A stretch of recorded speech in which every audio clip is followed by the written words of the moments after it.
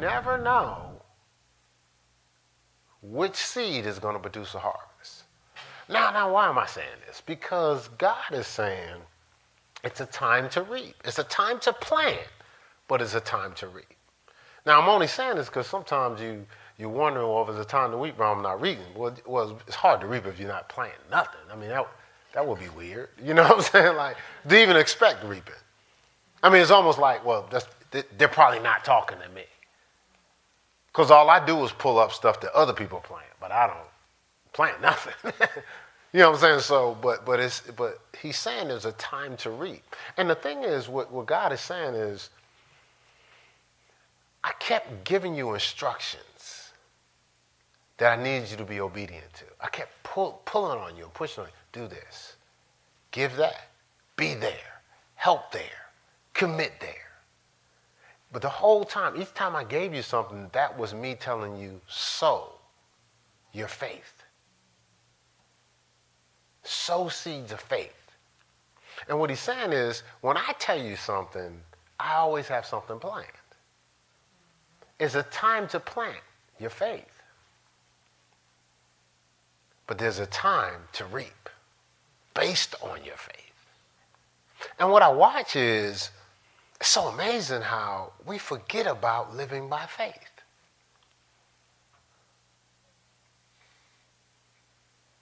Like it's almost been like, yeah, I heard about that. Faith. Yeah, I heard. Yeah, people talk about that. Yeah, back in the day, I heard a lot of people use that thing. But the interesting thing is, I was talking to Alexis. He was talking about, he said, I think he said there's a conversation that us believers should be having. And then there's this conversation, you said we ain't even going to be bothered with the unbelievers. But you said we're all Christians, or we're all believers, I think you said, right? But almost like, why are we trying to figure out what not to do? We're Christians.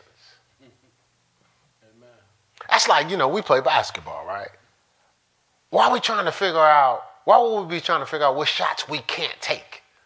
What moves we can't make? If anything, every time we find something, we're trying to add that on, right? If you learn a certain crossover, you're trying to add it on. A lot of us, well, I know my game is probably like what do you call it? A collage of so many other different games because I've been exposed. I was saying that the other day. I played for people. They went through a high school system and they went through a college system. But I have been exposed to so many different systems from, pro tryouts to, college, different things like that. So I learned so much from so many people, and I watch people and learn stuff. And even now, I'm older, but I do stuff I never did in my life before. Because I'm constantly gathering systems. But I'm not going, so why we got to do that? Why you got to cross over? Why we just can't dribble like this all the time? No. Crossover, I want to add that too.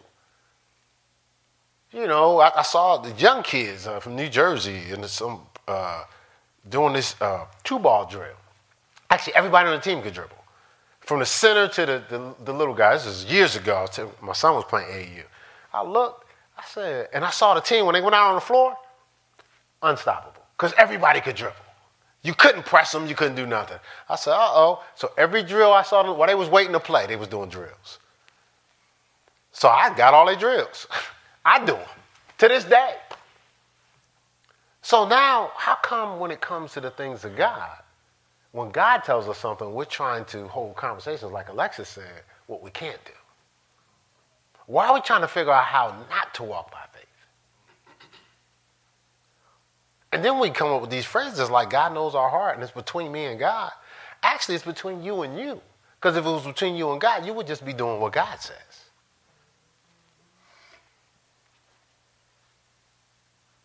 Right? I mean, if it's between you and God, this is God. It's between you and God. Right? But you call it between you and God. No, it's not. It's between you and you. Because you wouldn't have to tell me it's between you and God. I would see it. Me and my wife have a tight relationship. If something's between me and my wife, you would see it. Because we flow a certain way. I think you guys flow quite well together. But you don't have to tell me. If you start saying it a certain way, but it looks different, what am I going by? We get along wonderfully. Really. Is that why I never see you together? I see y'all together all the time. Right? So, if it's really between you and God, it should be this. Now, I said that to say, because he said, there's a time to plant, and there's a time to reap.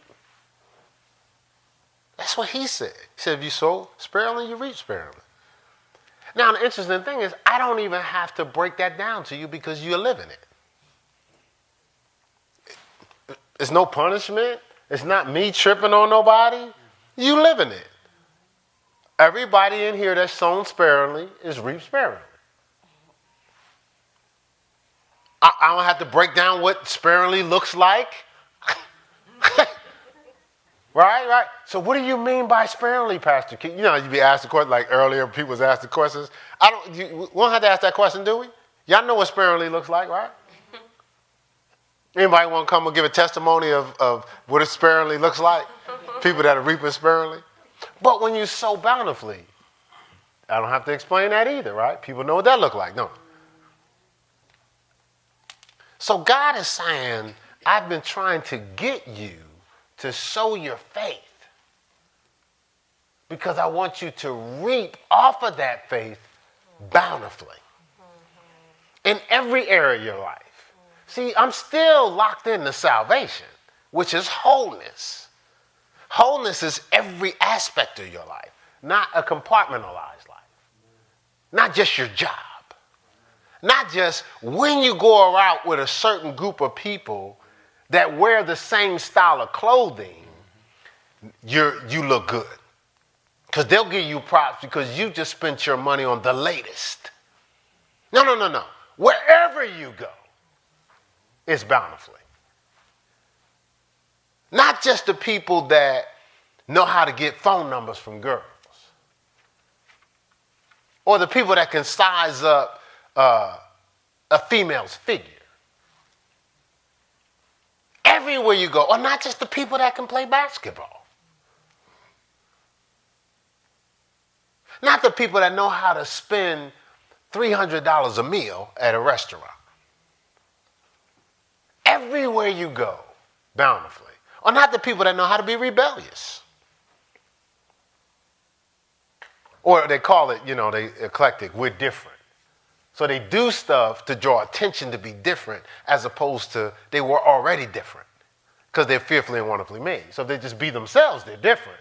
But they'll add stuff that they see other people to do, call that different and say, I'm different now.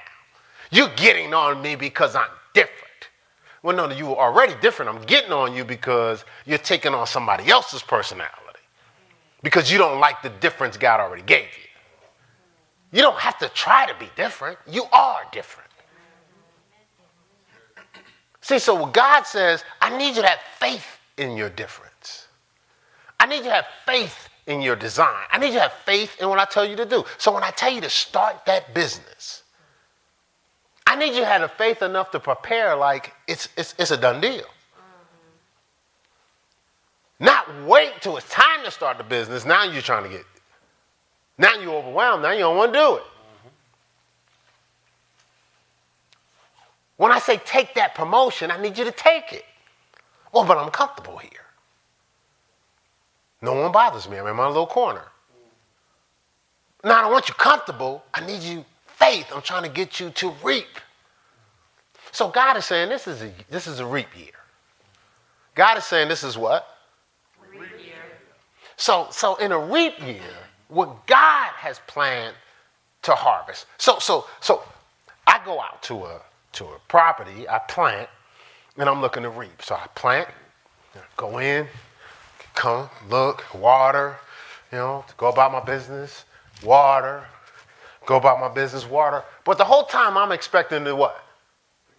To reap. Well, God's been doing that. He planted you. He planted you. He planted you. He planted you. And then he planted things in you. Treasures hidden in an earthen vessel. And he's watering it all the time. He's watering it with his word. The word is the water is what the scripture says. He's constantly watering it. And he's watering it. And he's going about his business and he's watering it. But he's expecting to do what? And this is reap year, right? So this is the year where God is expecting to reap everything that he's purposed and designed for your life. Now, it's going to be very uncomfortable if you're fighting the manifestation of what God has planned. Now, how do we fight these things? With fear. I'm afraid to come out of a comfort zone. I'm afraid of the accountability and the responsibility of what I'm being asked to do. I'm afraid of the platform because now, where I can see if I'm behind the scenes, don't nobody really know what I'm doing. Yes, they do. But no one really knows what I'm doing, so I can kind of freelance. I can just freelance. I might show up. I might not show up. So, this plan, I guess for some reason I left them here. so, because I noticed the other ones was gone. So, all right, so this plant, when it decides to manifest, to harvest, or when it tries to come up, it comes up and then it jumps back in the ground. Then it comes up and then it jumps back in the ground.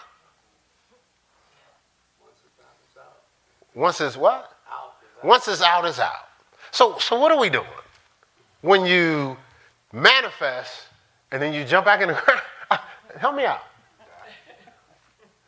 Somebody said you died. That was you? You said you died. Right, so when God's looking to reap, you can't be hot. Listen, it's time to walk in it. Amen. Hallelujah. Yeah. It's what the funk is. You know how sometimes you deal with depression? Depress. That means there's something in you trying to come out, but you're depressing it. And you can't sit still. Like I told you, like during the season when I wasn't playing basketball, I would feel so cloudy. Like it was like Pigpen. The clouds was following me everywhere I went. Why? Because I was supposed to be doing something and I wasn't. All because I didn't want the responsibility of, there's a chance that I might get cut. Now, I would have said that at the time. I said some cool stuff there. And what I look like, inward, running up and down that court, man, and they ain't going to play. Please. Got me twisted. Well, that's not what I said. I did a lot of cursing, but since I don't curse no more. And so, but really, that's not what I was thinking on the inside. What I was thinking on the inside, y'all want me? What do I need to do? That's all I needed to do. They sent scouts looking for me. Because it was time to reap. But my default was hiding. Behind cool. Edge. What's your default? What you hiding behind? What you hiding behind? Overtime? Relationships? Somebody say procrastination? What you hiding behind? But it's time to reap. All right, okay. We good? Everybody still here? Yeah. All right, so I was supposed to be talking about the vision, ain't I? All right, and we'll have a meeting where we'll go over some of the stuff that actually manifested from last year's vision, because that's the goal. The goal is hopefully you're doing this at home, but to talk about what's manifested in your previous year vision. If you didn't have one, you might want to write one this year, and then what God's going to do. See, again, we're living intentionally. So God is saying something, you write the vision and make it plain, especially anybody leading their house. God's saying something, I write it, and I make it plain.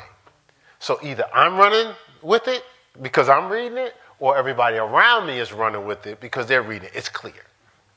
And so I said it the other day, it starts off, where am I going to be with God?